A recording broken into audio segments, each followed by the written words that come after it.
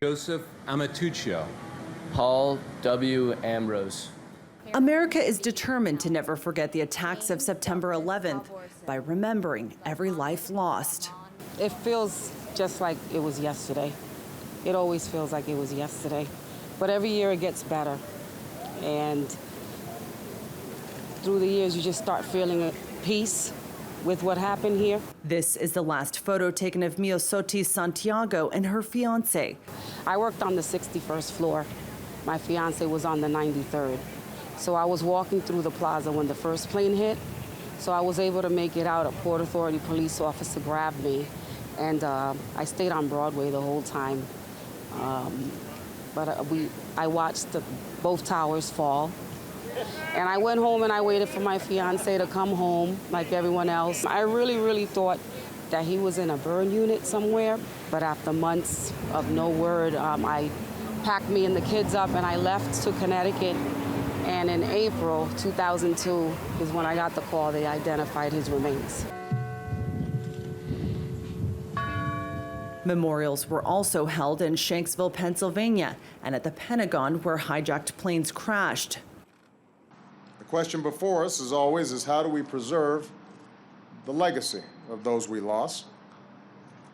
How do we live up to their example?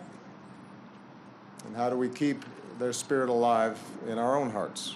Some people try to find those answers here. The World Trade Center Memorial is a place of reflection where those who lost loved ones search for solace. But there are those who are still seeking justice.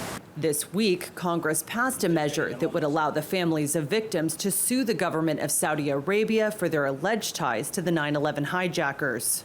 The legislation gives the victims' families access to the courts, to the rule of law. And we as a people should be more concerned about these victims of terror than we are about diplomatic niceties with other countries. Obama strongly opposes the bill, but it could just have enough congressional support to override a presidential veto.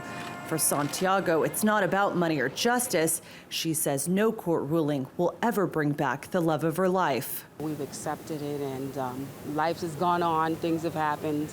The kids have grown up, and it's going to be part of us for the rest of our life.